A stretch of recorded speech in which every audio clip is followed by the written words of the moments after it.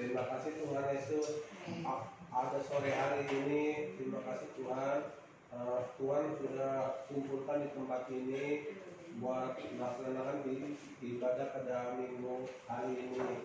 Dan seberapa banyak yang hadir pada tempat ini, Tuhan mau tutup bungkus dengan kekuasaan-Mu. Semoga Tuhan juga bagi yang belum datang ke tempat ini ataupun yang lagi berlangsung mau ke tempat ini, Tuhan mau berkati juga perjalanannya, kesehatannya. Tuhan juga mau bagi yang tidak hadir pada hari ini, Tuhan mau berkati. Bagi yang kekurangan juga Tuhan mencukupi. Bagi yang hidupnya kurang senang, Tuhan mensenangkan. Tuhan juga mau memberkati juga orang-orang yang mau rajin beribadah di tempat ini, mau setia di tempat ini. Tuhan juga mau pakai juga saudara Rina yang memimpin puji-pujian. Semoga dia juga diberkati kesetiaannya Tuhan di tempat ini, diberkati juga pekerjaannya, di topang tangan oleh Yesus berkati dia anakku. Mengucap syukur, haleluya, amin.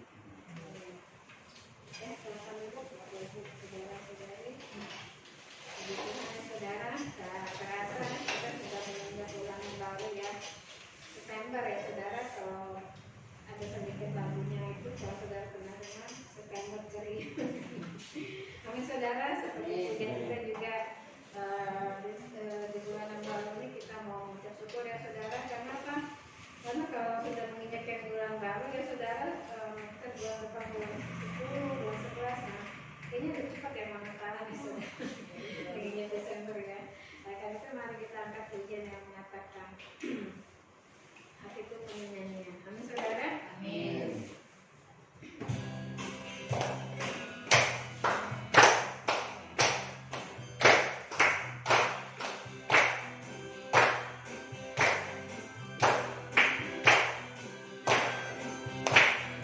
Hatiku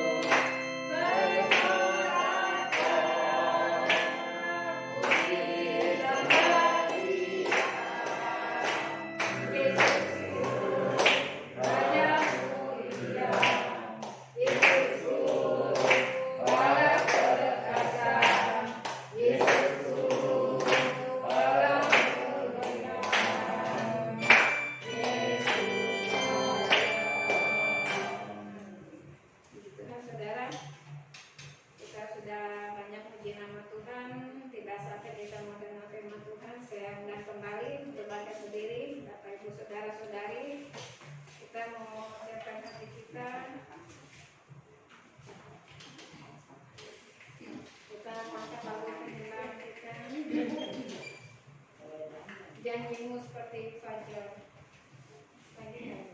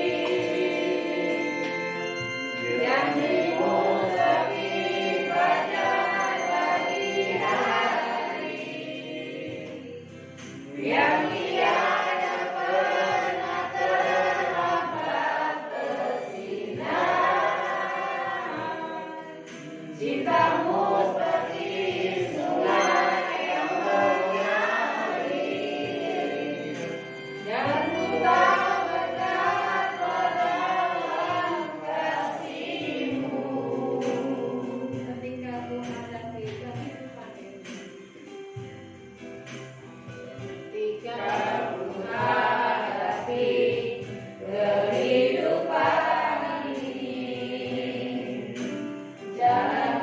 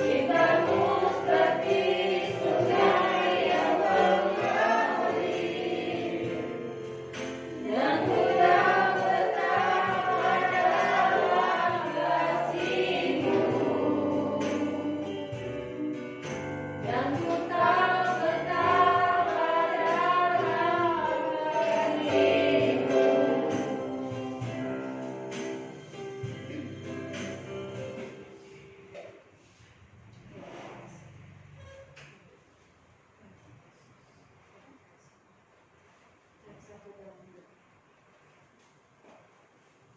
apa kami dalam belajar surga.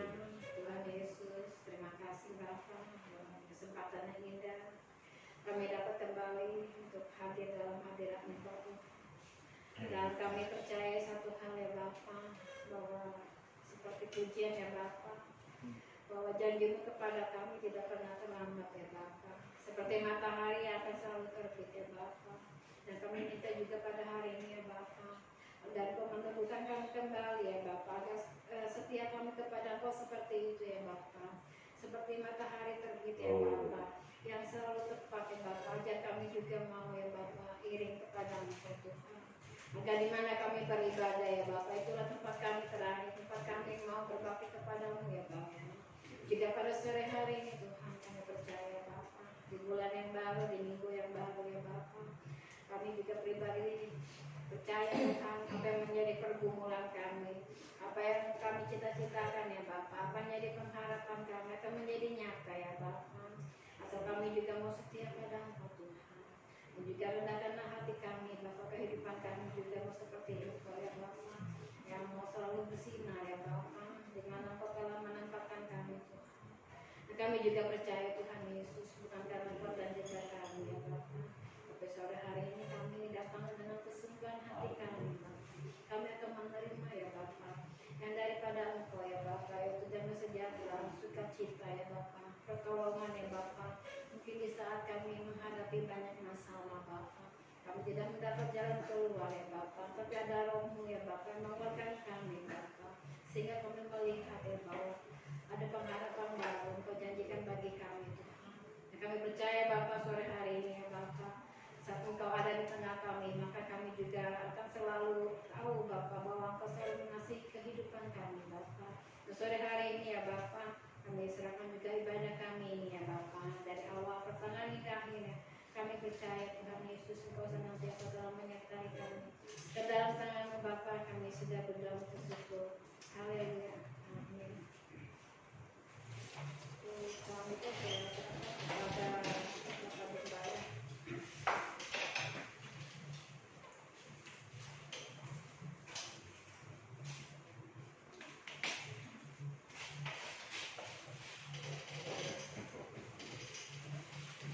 Shalom. Puji Tuhan, pada jam saat ini kita boleh kembali bersama-sama memuji dan memuliakan nama Tuhan. Bahkan juga di saat kita memuji dan memuliakan nama Tuhan, itu berarti kita menyenangkan hati Tuhan. Amin. Saudara, kita tahu memang ada banyak cara orang untuk menyenangkan Tuhan.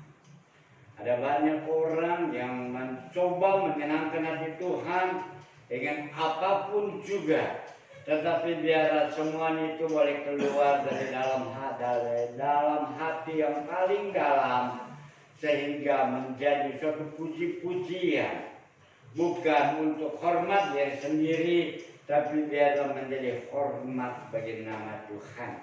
Saudara yang kekasih, pada jam saat ini kita diam di daerah pertanian, yang meskipun tidak seperti di Timur Tengah, tidak seperti di Eropa, di mana sampai begitu melimpahnya, mereka sampai oper ke daerah-daerah Asia, sampai ke daerah kita di sini. Tetapi perlu kita ketahui, ada satu rekan saya yang memang dari Timur Tengah sana. Dia bercerita bagaimana guide-nya memimpin dia masuk ke daerah pertanian. Dan guide ini bertanya kepada kawan saya, bagaimana kalau kita ini di Indonesia cara menanam? Dia bilang, ya kita menanam, kalau kita bikin lubang, kita tutup di sini. Taruh di mana? Kalau semuanya padi, kita sebar terus satu area, sekitar 2-3 minggu, maka mulai dipindahkan, itu namanya nandur. Tetapi tidak beda jauh dengan di sana. Di sana kalau mereka mau menabur, mereka ambil sumur jualan. Nggak peduli itu bibit beberapa mahal, nggak peduli. Mau jatuh di mana nggak peduli. Barangkali sekarang dia pakai drum, yaitu semacam pesawat kincir dengan remote. Jadi dia sebar begitu. Dia sebar, nggak peduli mau jatuh di mana. Meskipun kadang-kadang kalau kita berpikir secara logika, ada untung dan ruginya. Tetapi justru itu juga dibalikkan seorang penabur yang memberitakan kabar baik. Amin. Sebab apa? Sebab YouTube, media sosial, pada saat kita mulai memberitakan firman Tuhan, maka itu belum tentu kenal dengan satu. Berapa waktu yang lalu kami mengadakan pelayanan daripada Pray for Cities pada hari Rabu jam 7, di mana setelah kita habis acara, wah mereka akhirnya kita boleh saling kenal, di mana mereka melayani. Lalu dia bilang, saya lah yang pendeta paling muda. Dia bilang, karena saya pendeta paling muda berarti masih junior, saya bilang. Itu sebabnya kalau salah dimaafin. Oh tidak, ya. Saudara, memang kalau dalam museum saya yang boleh dibilang paling lanjut. Ada beberapa yang melayani, baik mereka yang melayani di Taman Talam, ada yang melayani di daerah Bojong-Indah. Sebab kita masuk Pray for Cities ini khusus wilayah Jakarta Barat. Pray for Cities ini yaitu berdoa untuk kota-kota di Jakarta. Kita ada 5: Jakarta Barat, Jakarta Pusat, Jakarta Timur, Jakarta Utara, dan Jakarta Selatan.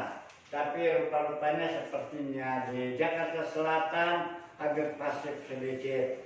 Dan lalu kita satu kali kita akan bertemu dengan satu kota, barangkali kita bisa juga bertemu dengan seluruh para pelayan-pelayan Pray for Cities itu dimanapun ada, baik daerah Sulawesi, daerah Jayapura. Dan itu sebabnya saat kita mulai memberitakan firman Tuhan di dalam bahasa Indonesia, masa kita berkata bahwa kita adalah penyebar benih, adalah memberitakan kabar baik. Jadi kita lempar begitu rupa, tapi kita lihat apa yang terjadi. Coba kita akan buka di dalam Injil Markus pasal yang keempat. Markus pasal yang keempat.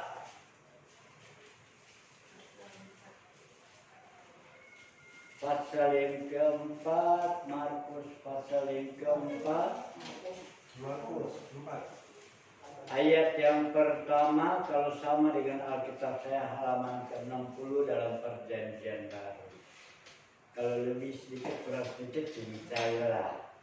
Sesuai dengan tulisan Alkitab. Ayat pertama. Ayat yang pertama sampai ayat yang ke-9 sudah dapat. Kita mau sama-sama bangkit bersama.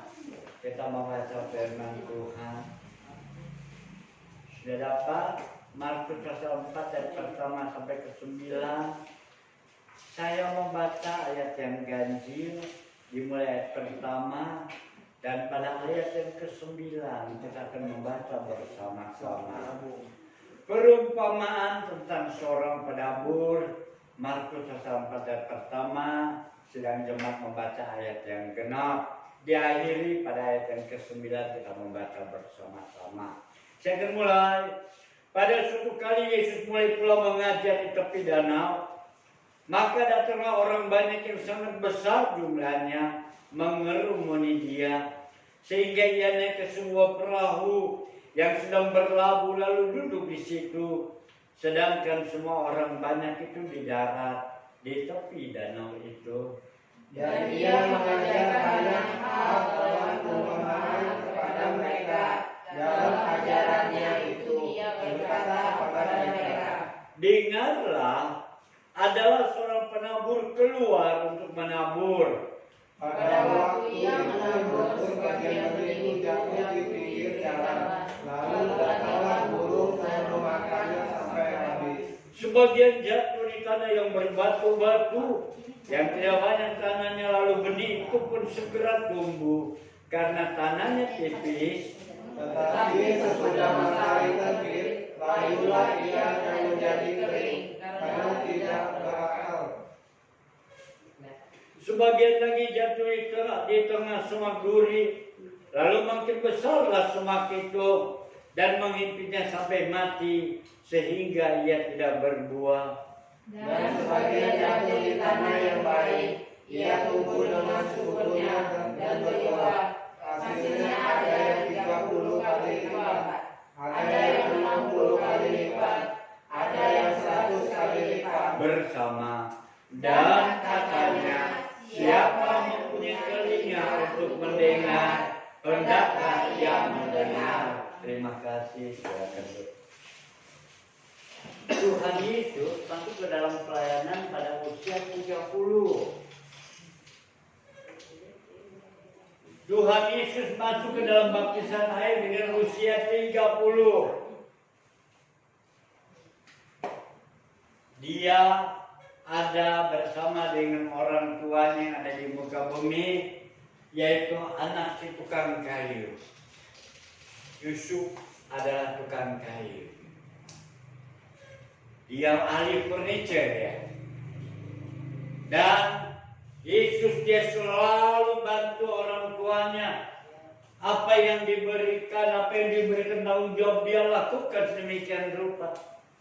Setelah usia 30 tahun, baru dia masuk baptisan air. Baptisan air bukanlah syariat agama. Baptisan air bukan hanya untuk memenuhi buku anggota gereja. Tetapi baptisan air adalah melakukan kehendak Allah. Kalau orang boleh bertanya, kalau begitu mereka ini melayani bukan baptisan air. Saya memang siap untuk baptis air kalau mereka sudah menyerahkan kehidupan. Tetapi bukan target saya untuk memenuhi buku anggota saya dengan baptisan air yang hanya datang setahun 2 tahun lalu, nggak tahu kabar beritanya di mana. Di sini kita melihat bahwa Yesus masuk dalam baptisan air dan dia mengerti dan itu adalah rencana Allah. Setelah dia masuk dalam baptisan air, maka Roh membawa dia dibawa ke padang gurun, berpuasa 40 hari 40 malam di sana.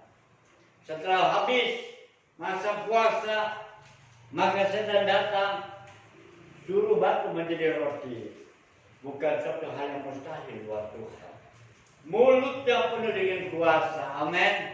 Ucapannya bisa menjadi benda padat. Ucapannya bisa menjadi juga benda cair. Langit dan bumi diciptakan oleh perkataan. Daratan, pulau semua diciptakan dengan perkataan. Bulan bintang juga diciptakan dengan perkataan. Lalu kita bertanya, bisakah dia menciptakan manusia dengan perkataan? Bisa tidak? Bisa. Tetapi dia tidak mau lakukan. Dia lakukan dengan pekerjaan tangan, dia mau berkotor-kotor. Untuk membuktikan bahwa manusia punya pandangan tersendiri di dalam pemikirannya Tuhan. Manusia punya nilai tersendiri yang begitu sangat punya privasi sedemikian rupa.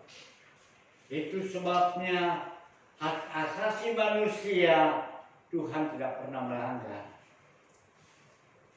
Waktu manusia berdosa, Tuhan bisa saja menghukum Adam. Tidak, biarkan. Tetapi pohon kehidupan tidak bisa dia petik. Sudah dijaga dengan kerubium. Kerubium dengan malaikat itu apa? Kalau saudara pernah lihat, yaitu yang namanya tabut perjanjian yang ada dalam ruang maha suci dan kemah tabernakel yang terdiri dari 3 bagian. Pertama bagian halaman, kedua bagian ruang suci dan ruang maha suci. Di dalam ruang maha suci, di situ adalah tabut perjanjian, yaitu tongkat Harun yang berbunga, mana yang masih ada sampai saat ini dan dia tetap kekal begitu lembut. Dia dikelilingi, dia dijaga dengan kerubium yang bersayap 6. sayap dan sayap. Mengelilingi, diberikan gambaran, dibuat dari perang.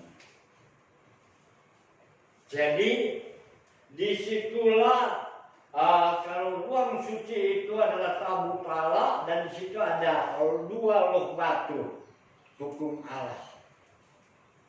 Dan waktu Yesus mulai masuk ke dalam pelayanan, dia melihat bagaimana para penabur menabur. Yesus bisa melihat suatu perumpamaan demi perumpamaan untuk melihat gambaran daripada kerajaan surga. Sehingga akhirnya dikatakan bahwa melihat ada seorang penabur yang mereka menabur yang tadi saya katakan. Bahwa mereka menabur diambil sedikit-sedikit, sejumput dia lantas semak. Sejauh kekuatan tangan itulah jatuh di mana itu benih dapat benih dapat diterima. Sebagian ada yang jatuh di jalan. Dan apa itu benih yang jatuh di jalan? Saat kita datang kepada Tuhan, benih itu adalah firman Allah. Saat kita datang kepada Tuhan, maka benih ini diambil oleh setan. Loh kok bisa? Sebab kita tidak fokus dengan kehidupan ibadah kita. Jadi hati-hati. Bagaimana kita bisa bertumbuh? Bagaimana kita bisa hidup kalau firman Allah tidak ada dalam kehidupan kita?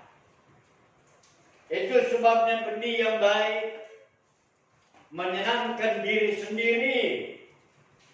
Loh kok bisa? Betul. Benih yang baik bisa menyenangkan diri sendiri sebab bisa menjadi berkat. Amin. Dan benih yang baik dia juga menyenangkan para pekerja. Sebab pekerja begitu bersuka cita kalau hasilnya begitu memuaskan. Pekerja begitu senang hati meskipun dia barangkali hanya mencicipi sebagian. Sebab dia adalah seorang pekerja. Tapi dia begitu senang. Sebab hasil pekerjaannya bagus. Dan yang ketiga, bahwa menyenangkan kepada yang punya lahan. Wah, luar biasa. Siapa itu yang punya lahan? Itu adalah Tuhan sendiri. Dan kalau sebagai jatuh di tanah yang di jalan, maka itu berarti burung memakan, burung mematuk. Nah, ada yang bisa tumbuh. Lalu yang kedua, jatuh di bebatuan. Oh, di bebatuan bisa tumbuh. Itu benih bisa tumbuh. Tapi kalau tidak berakar, baru benih begitu, baru dia bangun. Karena tidak berakar, ketemu sinar matahari mati dia. Yang ketiga masih mendingan. Sebab jatuh di semak berduri. Wah, enak dia, dilindungi dengan semak berduri. Burung nggak bisa makan itu punya bibit. Dan burung tentu tidak bisa mematok dia punya bibit. Sehingga bibit ini bisa sampai dia bisa bertumbuh dengan benar. Dia bisa bertinggi, bahkan dikatakan dia bisa berbuah. Tetapi sayang, saat dia berbuah, hasilnya, buahnya tidak bagus. Sebab dihimpit dengan akar-akar daripada semak duri ini. Dan itu berarti kalau jatuh di dalam semak yang berduri, kehidupan orang yang percaya setelah mendengarkan firman Tuhan, dia mau diubah, dia mau dikuduskan, dia mau berusaha maju. Tetapi saya kekhawatiran tentang kehidupan dunia ini, kekhawatiran bagaimana kalau orang melihat, waduh orang ini tetangga di sebelahnya udah punya TV LED, rasanya masih punya TV tabung. Aduh. Lalu akhirnya maka mulai khawatir. Kok kapan saya bisa beli? Inilah kekhawatiran kehidupan ini yang membuat dia tidak bisa bertumbuh. Dia tidak bisa lagi bersandar dengan firman Allah. Mulai mempergunakan IQ-nya. Mulai mempergunakan segala rancangan hatinya yang tidak sesuai dengan firman Tuhan. Sehingga pada saat kesukaran dunia, dia tidak bisa berbuat apa-apa. Sebab kehidupannya penuh dengan segala kekhawatiran. Tapi pada saat bibit itu jatuh di tanah yang baik, dia berbuah, ada yang 30 kali lipat, ada yang 60 kali lipat, sampai 100 kali lipat. Dan betapa senang dan bahagia. Dan lalu yang menjadi pertanyaan kita, apakah si yang punya lahan ini nggak berusaha untuk mengerjakan tanah itu? Semua berusaha. Sebagai petani yang handal, dia akan berusaha. Tidak akan membaca di dalam Yesaya. Yesaya pasal yang ke-36. Yesaya apa? Yesaya pasal yang ke Yesaya.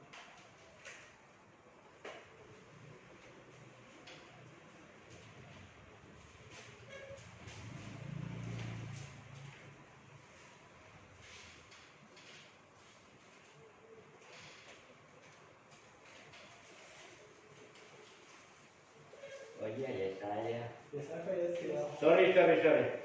Ada huruf lainnya saja. Jadi rupanya Yesaya pasal yang kelima. Jadi kita melihat bahwa di situ Yesaya melihat ada seorang petani. Saya akan bacakan Yesaya pasal yang kelima. Ayat yang pertama berkata, aku hendak menyanyikan nyanyian tentang kekasihku. Nyanyian kekasihku tentang kebun anggurnya. Kekasihku itu mempunyai kebun anggur di lereng bukit yang subur. Ia mencangkulnya dan membuang batu-batunya dan menanamnya dengan pokok anggur pilihan. Ia mendirikan sebuah menara jaga di tengah-tengahnya dan menggali lubang tempat memeras anggur. Lalu dinantinya supaya kebun itu menghasilkan buah anggur yang baik. Yang dimaksud daripada Yesaya adalah kekasih umat Tuhan, yaitu Tuhan Yesus. Amin. Saudara dan saya adalah mempelai. Boleh lihat kekasih kita, dia punya kebun anggur, kata Yesaya.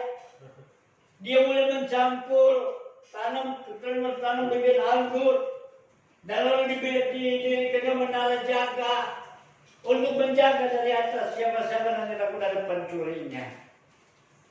Untuk dijaga siang dan malam. Bahkan juga ia juga mendirikan satu tempat perlindungan untuk memeras anggur. Sebagaimana Gideon waktu dipanggil Tuhan, dia sedang memeras anggur. Jadi orang yang mau dipakai, orang yang bisa menjadi berkat, orang yang mau tertanam dengan baik, mereka juga rela untuk bekerja buat Tuhan. Amin. Tidak ada yang Tuhan panggil orang-orang pemalas. Tuhan tidak pernah memanggil orang yang sedang menyepi di lereng gunung, atau di puncak gunung, atau di perut gunung. Tuhan tidak pernah memanggil orang-orang yang sedang berleha-leha di kebun. Tapi Tuhan panggil orang-orang yang bekerja. Musa, dia pada saat dia sedang mengembalakan ternak kambing domba, mertuanya punya imam Yitro. Daud dipanggil waktu dia sedang mengembalakan kambing domba ayahnya. Bahkan para hakim juga dipanggil, mereka sedang bekerja. Tapi kalau ada orang yang dipanggil dalam keadaan santai, perlu dipertanyakan buat saya secara pribadi. Loh, dia pakai kitab apa sih? Apakah dia pakai kitabnya bukan Alkitab? Barangkali kitab yang lain. Sebab memang sejak saya belajar, saya tidak pernah melihat orang yang sedang berleha yang dipanggil Tuhan. Dan kita melihat bahwa ini dikatakan bahwa dia mulai membersihkan batu-batu. Tanah ini adalah hati kita, dikerjakan dengan hati-hati. Bibit-bibit semak duri dibuang jauh-jauh. Batu-batu mahal dibuang juga. Waktu saya tinggal di kampus, saya tinggal di atas kita. Di lereng bawah itu adalah pohon-pohon yang congkak. Saudara tahu itu apa pohon congkak? Pohon yang saya katakan pohon yang paling congkak ini dia. Pohon cemara. Dia sangat congkak. Saat badai datang dia bisa menyanyi buat Tuhan. Tapi dia nggak pernah melebar ke samping. Semakin ada angin tinggi, semakin dia kencang angin dia boleh. Tapi selalu dia menaik ke atas. Sebab itu sebabnya dia tidak melebar seperti pohon yang lain. Kenapa saya katakan pohon yang congkak? Sebab dia mau selalu paling tinggi. Ada angin datang, dia diterjang, dia malah makin tinggi. Makin tinggi. Sebab itu pohon ini paling congkak. Saudara tahu, di bawah gunung tidak semua ada batu, tidak semua ada tanah yang bagus. Sebab apa? Sebab waktu saya sampai ke daerah aliran sungai di pangkal, di hulu daripada Gerojokan Sewu, tempat kami mandi di atasnya itu batu-batu yang besar, yang barangkali kalau mau diangkat itu seperti dengan alat berat yang paling sedikit punya 2 ton, 3 ton dia bisa angkut. Itu kalau batunya besar.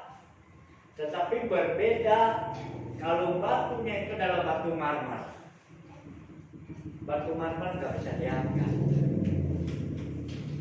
Dia menyatu seperti di Gunung Sinai, 4 km garis as itu batu kuala.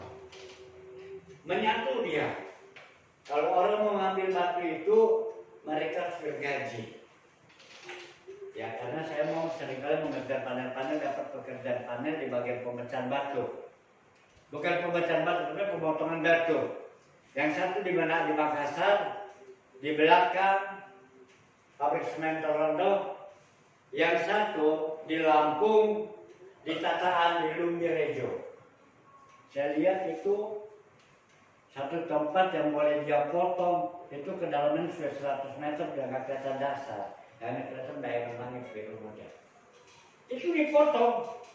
Dia potong pakai gergaji. Berapa dia punya ukuran? Mau ukuran 60, 6 meter kali 6 meter, panjang 40 meter. Tinggal dia tarik tali. Tali seling yang sudah ada pitunya, sudah ada mata gergajinya terbuat dari intan. Ditarik, diputar dengan mesin. Dia tarik.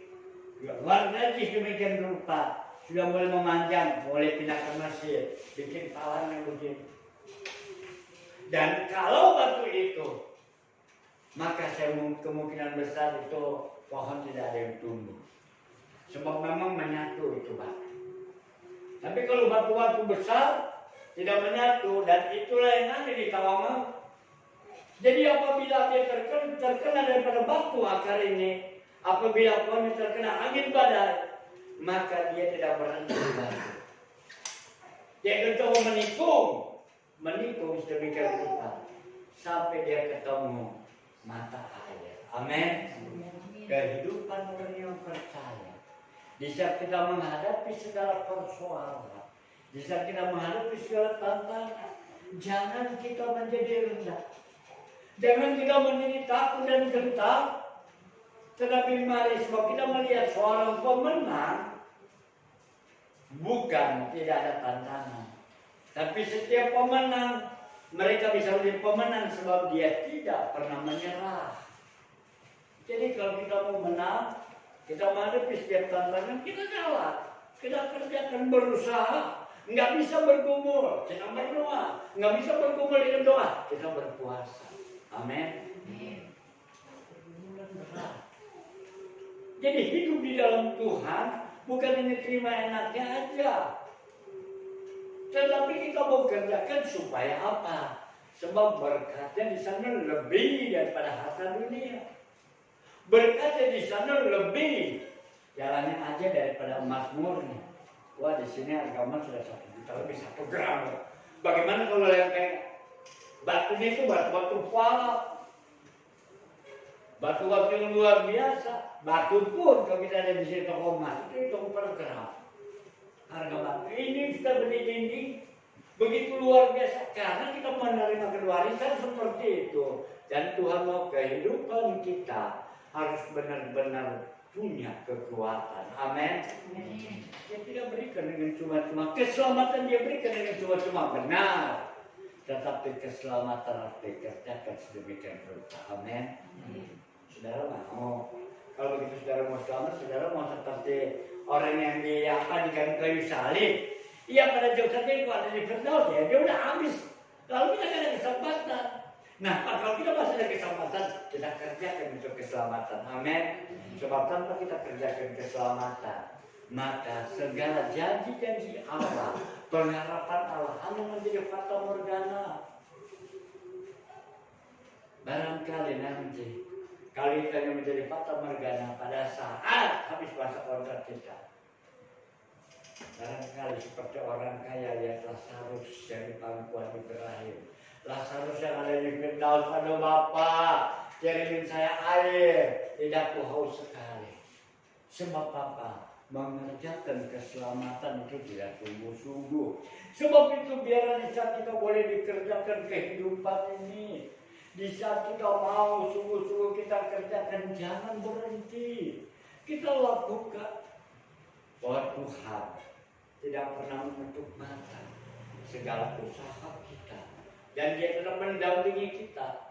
Kalau sampai kita dicoba, 1 Korintus 10:13 berkata bahwa Allah itu setia dan Dia tidak pernah mencobai umatnya melebihi kekuatan. Kalau ibaratnya kita kuatnya hanya mampu 30 kilo, wah kita nggak kuat mampu 30 kilo. Tuhan nggak berikan itu, Tuhan berikan 30 kilo. Dia akan berikan kita jalan keluar. Jadi bisa kita iring kepada Tuhan, kita punya pikiran yang positif thinking. Amin. Jangan kita katakan Allah itu tidak. Dia menguji kita, Dia mengolah kita supaya kita bisa hidup benar di pemandangan mata Tuhan. Supaya kita menerima benih yang baik itu, kita bisa menjadi berkat, sehingga bisa menyenangkan diri sendiri, bisa menyenangkan orang lain, terlebih kepada Bapa kita yang di surga. Persoalan hidup memang berat, tetapi Tuhan akan berikan kita kemampuan. Persoalan hidup memang begitu berat, tetapi tidak pernah Dia membuat kita lelah. Sebab itu kita sedang bersandar kepada Dia. Sebab orang yang hidup di dalam Tuhan, orang yang bersandar kepada Tuhan, dia tetap bertumbuh demikian rupa, sehingga di dalam segala hidupnya ini penuh dengan segala berkat. Sebagaimana Yeremia pasal 17 ayat yang ke-7 berkata, diberkatilah orang yang mengandalkan Tuhan. Yeremia pasal 17 ayat ke-7. Diberkatilah orang yang mengandalkan Tuhan. Berkat apa? Berkat jasmani, kesehatan, kekuatan luar biasa itu Tuhan berkati. Bahkan juga berkat-berkat barangkali juga ada bonusnya. Berkat-berkat secara ekonomi Allah berikan. Meskipun itu bukan patokan bagi orang yang percaya, tapi orang yang mau ikut kepada Tuhan, dia siap menderita, tidak pernah melihat apa yang dijanji Allah, tapi dia melihat bagaimana dia terima itu semua dengan berkat pertolongan Tuhan. Amin. Sehingga kita mengandalkan Tuhan. Lalu selanjutnya yang menaruh harapannya pada Tuhan. Yeremia dengan jelas pasal yang ke-17 bahwa orang yang mengandalkan Tuhan, yang menaruh harapannya pada Tuhan diberkati. Ayat yang ke-8 berkata, ia seperti pohon yang ditanam di tepi air, yang ditanam di tepi aliran air, yang ditanam di batang air, itu di pinggir sungai. Yang lain boleh kekeringan, yang lain boleh merasakan panas terik sinar matahari, tapi dia tetap tumbuh. Bahkan di dalam Mazmur pasal yang pertama, dia berbuah pada musimnya. Amin. Perlu kita garis bawahi, bukan berbuah selalu setiap saat, berbuah pada musimnya. Ada saatnya dia mengumpulkan nutrisi dulu di batangnya. Ada saatnya setelah dia habis berbuah, dia kumpulkan dulu segala kekuatannya dalam batang, akar, dan daunnya itu. Supaya begitu saatnya dia berbuah, maka nutrisi dari batang bisa disalurkan ke buah. Demikian anak-anak Tuhan, nggak harus selalu berbuah setiap saat. Kalau orang bisa berbuat setiap saat luar biasa. Mungkin Tuhan punya berikan dia penglihatan khusus, tapi saya belum sampai ke sana. Tetapi di dalam Mazmur dikatakan dia akan berbuah pada musimnya.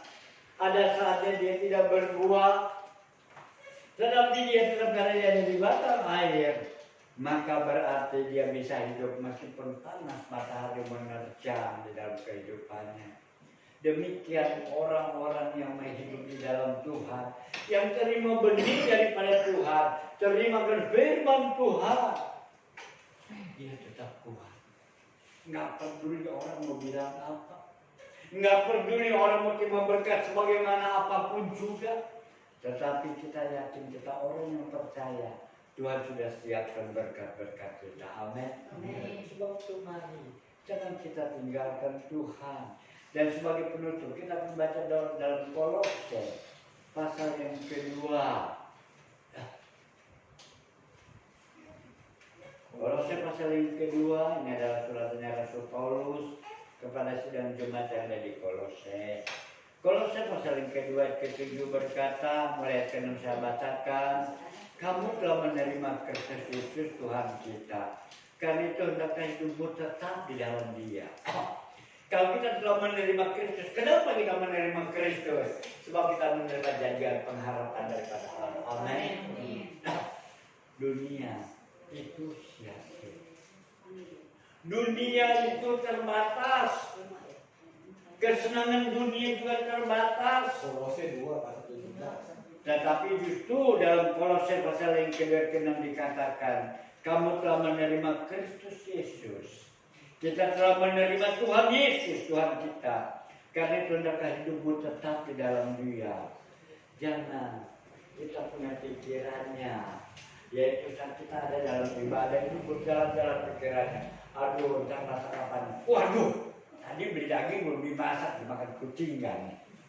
Itu masalahmu sendiri. Kenapa lalai? Tidak pusing dengan segala keadaan. Saat kita ibadah kita fokus dengan firman Tuhan. Amin. Jangan khawatir apapun yang terjadi. Kalau Tuhan telah memberikan kita keluputan, masa pandemi 2 tahun, kita masih dalam keadaan sehat. Itu juga adalah anugerah. Kalau saat ini barangkali kita belum mendapat pekerjaan, keadaan ekonomi kita begitu sulit, yakin bahwa Dia sanggup membuka jalan. Tidak ada suatu hal yang mustahil. Sebab itu dikatakan hendaklah hidupmu tetap dalam Dia. Yang ke-7 berkata, hendaklah kamu berakar di dalam Dia. Berakar dan jangan berpindah-pindah. Saya ingat. Dulu rumah saya memang tanahnya subur. Satu kali pas di depan pintu itu tumbuh pohon. Orang udah bilang, pindahin, nggak pantas. Saya pindahin. Lumayan sih 1 hari masih bertumbuh subur. Hari kedua, loh kok kuning daunnya? Saya pikir barangkali proses mau ganti daun baru. Hari ketiga makin layu. Hari keempat tangkainya patah. Barangkali tangkainya mau ganti. Begitu hari ke-14 saya lihat akarnya busuk. Bagaimana bisa tumbuh? Lalu nunggu lagi, ada yang bilang lagi, barangkali pindahnya taruh di dekat pinggir got sana ada air. Bertahan seminggu, minggu kedua lah sama. Begini juga nasibnya ya kan, teganian di kau. Udah setengah mati lagi, pindah udah dalam lagi akar. Begitu saat lagi, udah biarin dah, pusing-pusing di pindah juga biarin dah. Ya paling-paling kita yang jalan ngalah. Sebab dia penjaga pintu, udah saya ngalah dia. Ya tapi sebulan, 2 bulan makin tinggi, atau segini. Lalu segini, tiba-tiba udah ada buahnya segini. Lalu akhirnya sampai ke pohon besar, segini pohonnya, itu buahnya sepanjang gini.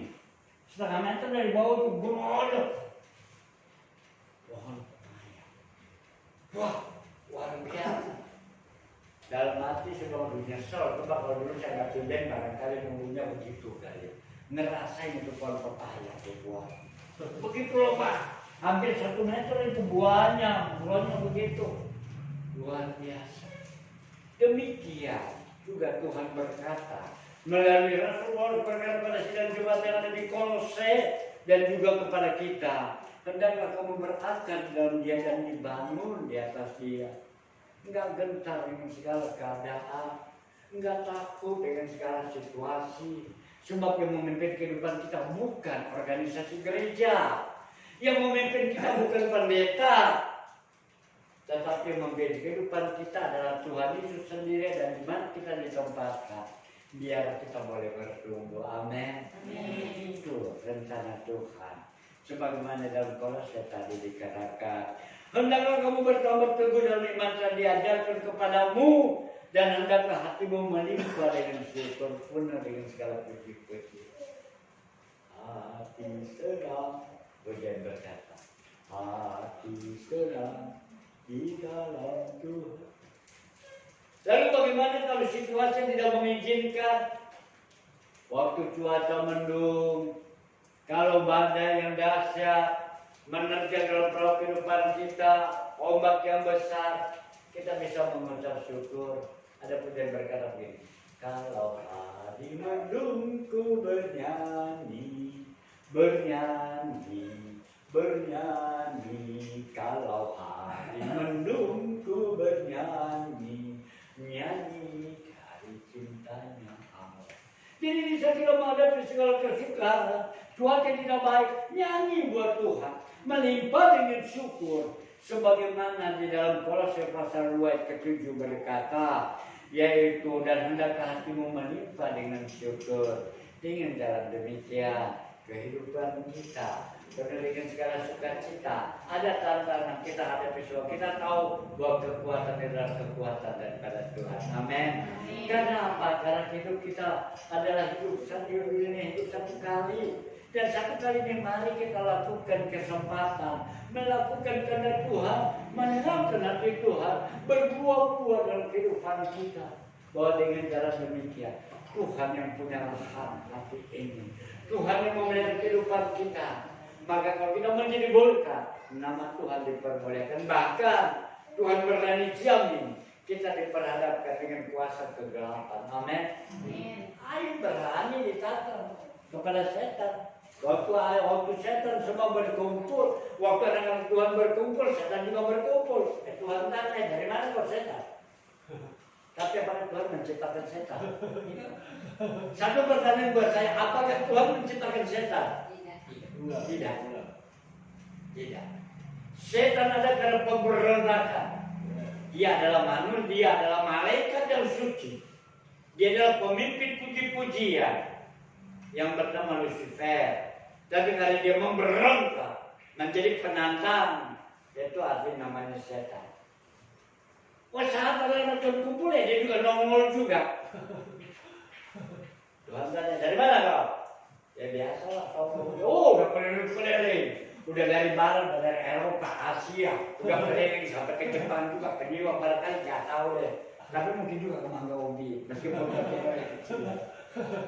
Kamu lihat sama aku ayo. Ya, dengan cuek, dengan santainya sedang bilang, semoga engkau menjaga dia. Silakan kamu coba. Ya Tuhan yang jaga, coba Tuhan kedatangan, silakan. Dibanggakan, diuji dia. Tapi ya ayo menang. Kesehatannya diganggu, hartanya dirampas, tapi dia masih memuji Tuhan.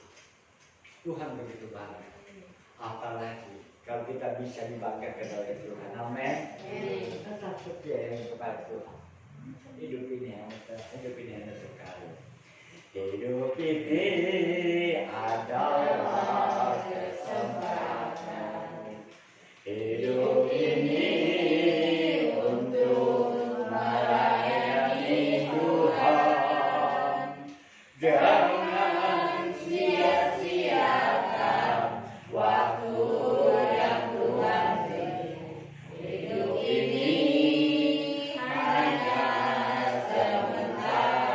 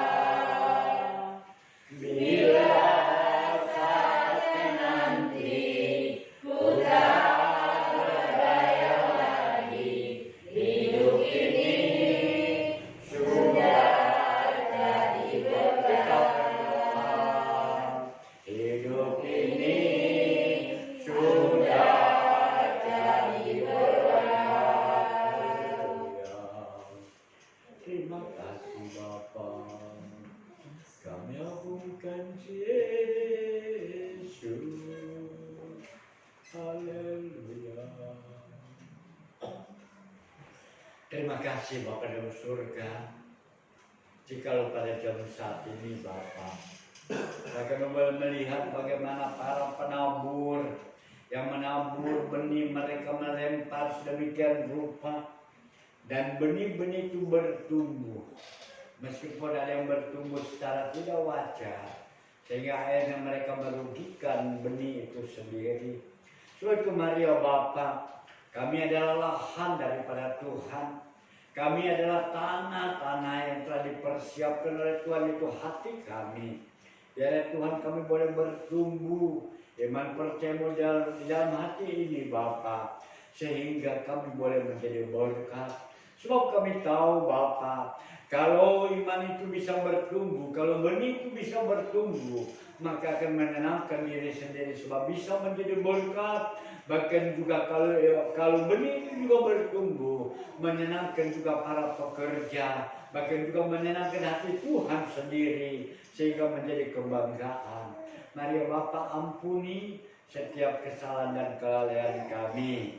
Ampuni kami Bapa. Kami mau bertumbuh, meskipun bertumbuh secara normal sedemikian rupa, tidak spontanitas, tidak dipaksakan sedemikian rupa, tidak dicampur dipaksa untuk bisa bertumbuh dengan cepat untuk berbuah sesuai pada firman Tuhan, bahwa orang yang bertumbuh di dalam Tuhan mendapat kekuatan. Bahkan Mazmur berkata, dia berbuah pada musimnya. Bagi Maria Bapa, buku pimpin bimbing biara firman-Mu Bapa, boleh menjadi kekuatan dan boleh hidup dalam hati ini. Sebab firman-Mu adalah benih. Tuhan, kalau Tuhan memakai hamba dalam segala keterbatasan hamba, di dalam segala perbendaharaan kata-kata hamba yang terbatas, tapi hamba tahu bahwa kuasa Roh Kudus yang lebih daripada pengetahuan kami akan mengerjakan hidup ini Bapa, sehingga kami boleh diperjelas dengan sedemikian rupa. Terima kasih Bapa. Di dalam nama Yesus kami berdoa ucap syukur. Haleluya. Amin. Saudara, terima kasih. Kita telah bersama-sama berdoa. Kita masuk ke dalam perjamuan kudus. Kenapa? Ini adalah sakramen. Sakramen yang begitu suci. Sakramen yang begitu kudus. Itu sebabnya tidak sembarang orang bisa menerima. Tidak sembarang orang bisa menerima. Sebab apa? Coba kita membaca dalam 1 Korintus pasal yang ke-11 ayat yang ke-26 berkata, sebab setiap kali kamu makan roti ini dan minum cawan ini, kamu memberitakan kematian Tuhan sampai Ia datang. Jadi itu berarti Yesus yang sudah mati, Dia bangkit pada hari yang ketiga. Setelah Dia bangkit hari yang ketiga setelah 40 hari dari kematian, Dia naik ke surga. Dia tidak lari ke bawah bumi. Dia bukan ke tempat dunia orang mati, tetapi Dia naik ke surga. Dan Dia di sana, Dia berdoa untuk saudara dan saya untuk mempersiapkan diri mengangkat saudara semua terangkat di awan-awan. Amin. Enggak ada daya tarik bumi lagi, enggak ada. Daya tarik kuasa Tuhan lebih berkuasa. Sebab itu dikatakan bahwa kita memberitakan kematian Tuhan sampai Ia datang. Waktu kita beritakan kematian Tuhan sampai Ia datang, itu berarti kita jaga tubuh kita. Sebab Dia menyertai kita sampai akhir kehidupan kita, untuk mengajak kita masuk ke dalam surga yang mulia. Itu sebabnya kalau ada sesuatu dalam hati ini masih simpan kesalahan orang, masih dendam sama orang, meskipun begitu menyakitkan hatinya, kita buang jauh-jauh. Amin. Kita bebaskan, lepaskan. Terserah dia mau gimana kek. Yang penting kita punya urusan dengan Tuhan beres. Amin. Sebab keselamatan kita bukan dari manusia. Jadi perlu dibuang jauh-jauh. Wah, si Oma nggak tahu. Oh, tadi pagi saya diludahin. Kenal nggak? Saya rasa nggak pakai bawa ludah ke tanah. Biarin lah, cuekin aja. Kalau udah kena baju apa kamu cuci. Kenapa? Kita yang punya dosanya banyak dan begitu besar diampuni oleh Tuhan. Masa kita nggak mau ampuni kesalahan orang lain? Amin. Amin. Itu semua kita mengerti. Makanya saya heran. Ada yang dibaptis umur 10 sudah tahu. Luar biasa. Saudara, sebenarnya itu ada sanksi. Sebagian saudara punya anak kecil, umur 45 tahun, saudara berikan dia pisau.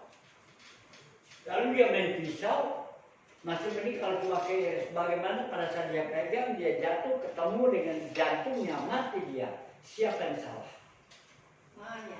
Mana? Betul. Iya, betul.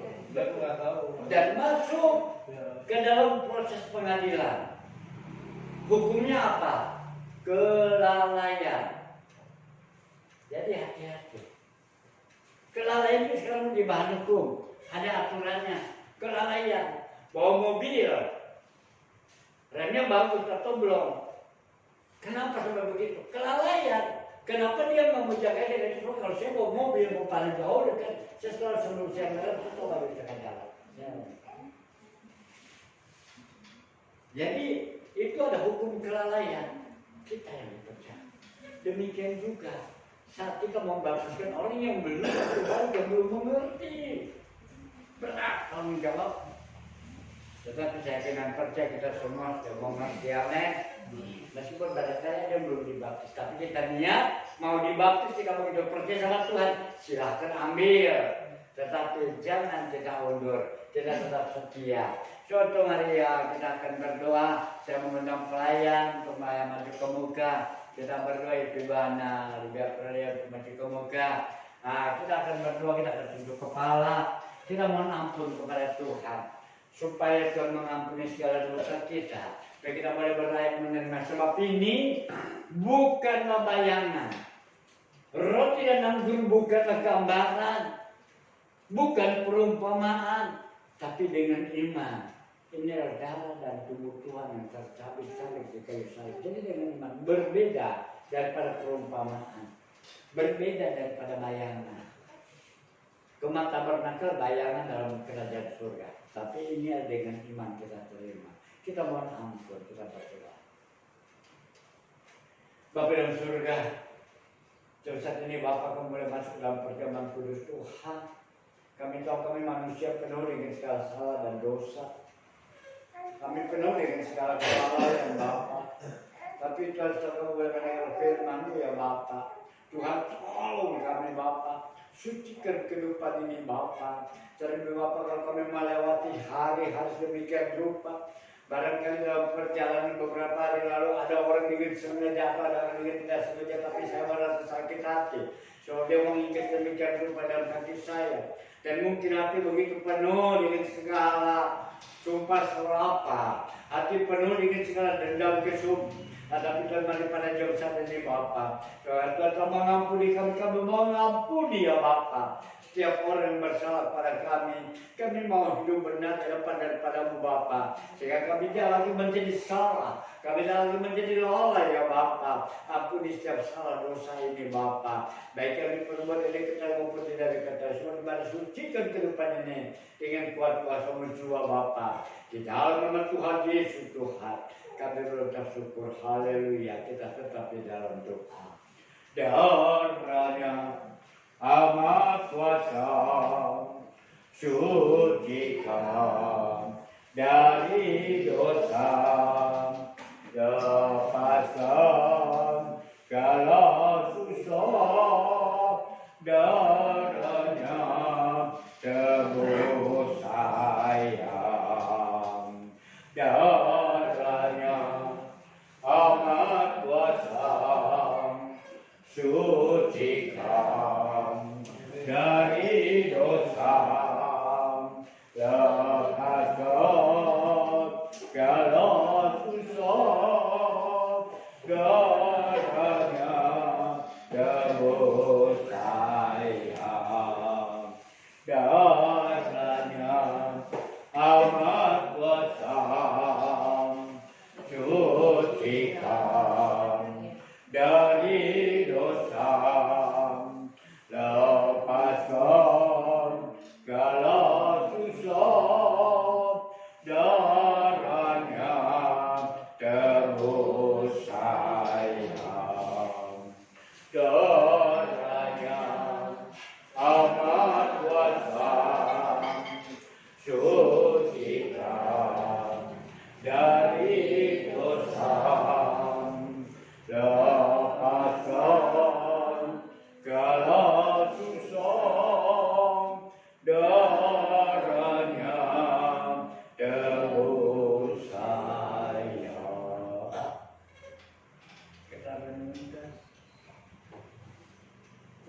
pengorbanan Yesus di kayu salib,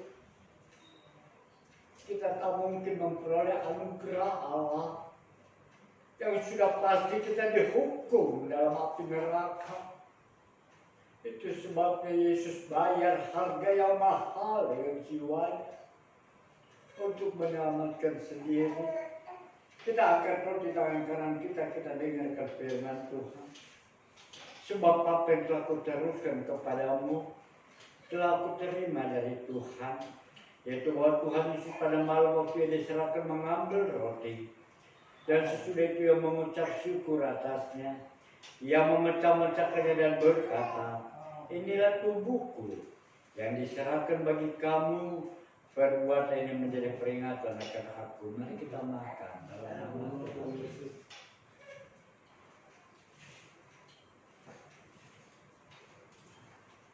Haleluya. Kita angkat anggur di tangan kanan kita dengan firman Tuhan. Demikian juga ia mengambil cawan sesudah makan, lalu berkata, cawan ini adalah perjanjian baru yang dimateraikan oleh darahku. Perbuatlah ini setiap kali kamu meminumnya menjadi peringatan akan aku.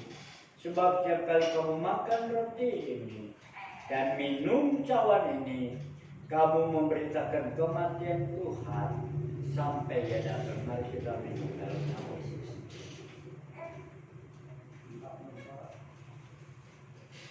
Haleluya. Haleluya. Yesus. Haleluya. Betapa besar kasih-Mu Allahku, sehingga Kau berikan Yesus padaku, supaya aku tidak binasa, melainkan beroleh hidup yang kekal. Ku sembah Kau, ku sembah Kau, Engkau yang layak untuk ku sembah, ku sembah Kau, ku sembah Kau, Engkau yang layak untuk ku sembah. Terima kasih Bapa, terima kasih Tuhan atas segala pengorbanan-Mu di kayu salib ya Bapa. Tuhan, kalau kami telah masuk ke dalam perjamuan kudus saat ini, bahwa ini juga adalah pesan Tuhan Yesus untuk selalu kami mengadakan perjamuan kudus sampai kedatangan Tuhan kali yang kedua di awan-awan sana. Itu menandakan bahwa Yesus hidup sampai saat ini. Yesus hidup menopang kami sekalian. Bahkan sampai Yesus datang di atas awan menjemput kami sekalian. Terima kasih Bapa. Kami telah masuk dalam perjamuan kudus. Tuhan, kami yakin kami lemah pada jam saat ini. Kami tahu bahwa Tuhan telah memberikan kami kekuatan. Kalau kami sakit pada jam saat ini dengan kuasa pada perjamuan kudus, kami boleh disembuhkan segala sakit penyakit kami Bapa. Dan Tuhan, kami tahu juga Bapa, kalau dalam hidup di dalam segala pergumulan demi pergumulan, kami boleh dikuatkan dengan firman-Mu. Kami boleh dikuatkan dengan kuasa perjamuan ini Bapa. Bahkan Tuhan, kalau keadaan ekonomi kami terpuruk, Allah juga selalu memberkati setiap pribadi lepas pribadi yang mengangkat segala harkat ekonomi kami, baik itu suami, bapak dan anak-anak semua Bapa. Mari Tuhan juga buka jalan, sebab Engkaulah Allah yang Maha mengerti dan Allah peduli. Terima kasih Bapa. Jadi saatnya Bapa, apabila sebentar kami boleh masuk ke dalam membawa daripada segala korban-korban perpuluhan, korban-korban syukur segala jadi dasar. Biarlah Tuhan kembali memberikan penuh sukacita dan Allah memberkati kami dengan luar biasa. Sebab dengan cara demikian kami membawa segala persembahan-persembahan kami, maka berkat berkesinambungan ada dalam kehidupan kami sekalian. Dalam nama Tuhan Yesus kami berucap syukur. Haleluya. Amin. Silakan duduk. Saudara, saya ingin memberitahu saat kita membuat segala persembahan kita kepada Tuhan. Kita bawa perpuluhan kepada Tuhan. Kita bawa korban tantangan.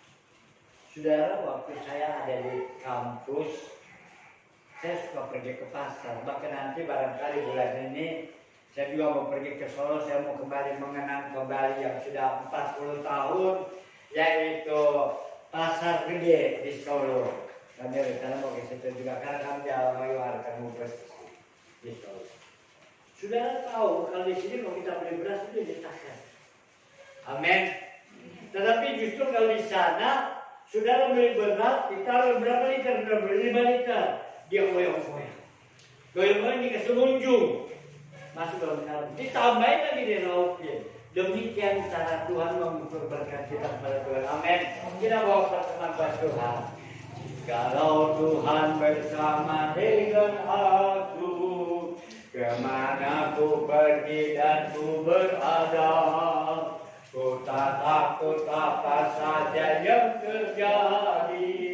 Sebab Tuhan bersamaku setiap hari. Perpuluhan Tuhan, perpuluhan hanya Tuhan yang punya.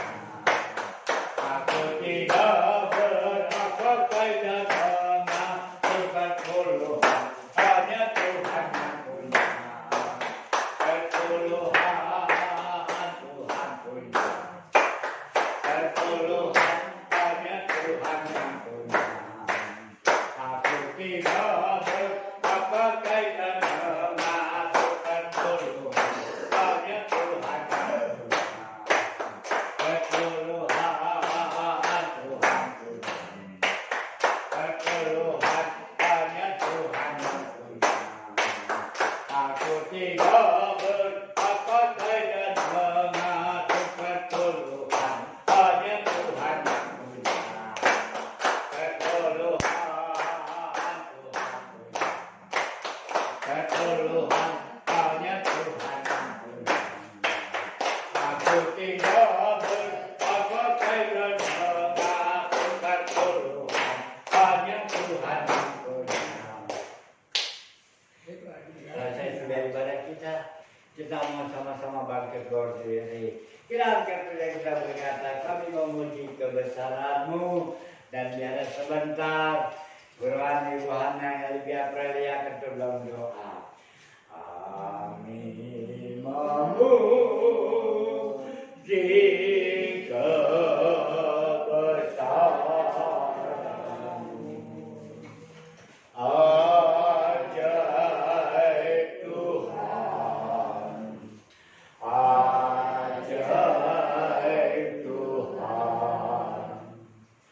kami memuji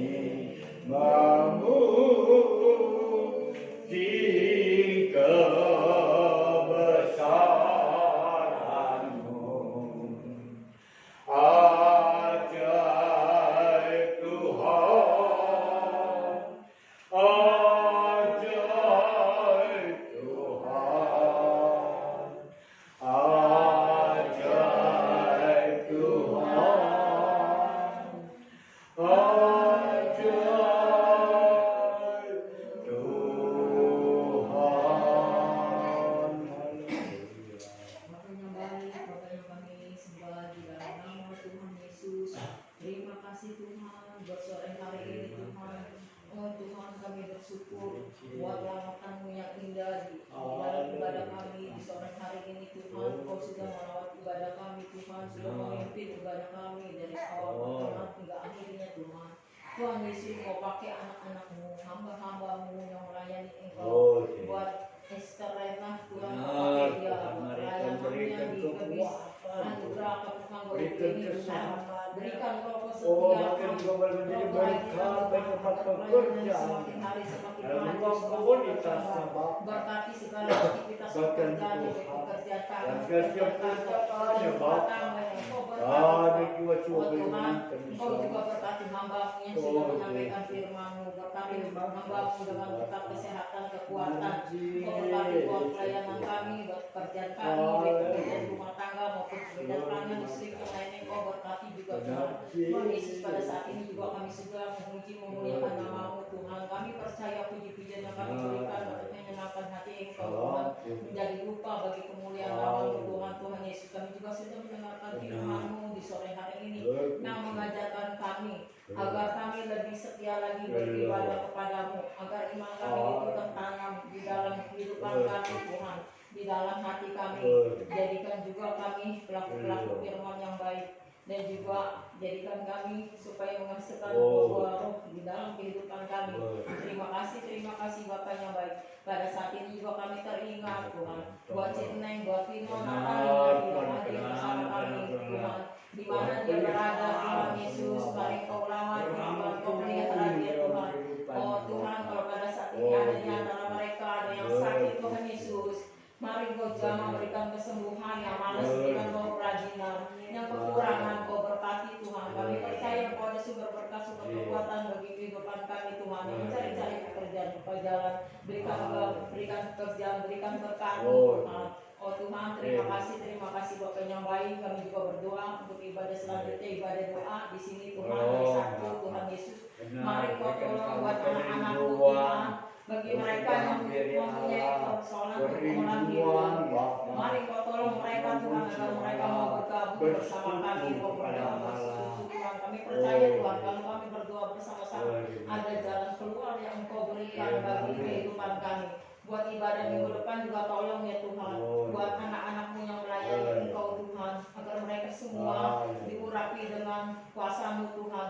Berikanlah kami hati yang penuh kesetiaan, hati yang penuh kerajinan Tuhan dalam ibadah bersama-Mu. Berikan kami juga akal hikmat daripada-Mu Tuhan. Terima kasih Bapa yang baik. Inilah sebuah doa kami. Kami sudah berdoa mengucap syukur. Haleluya. Terima kasih Bapak dalam surga. Terima saja Bapak pada sebentar kemudian beraya Bapak. Tuhan tolong bagi anak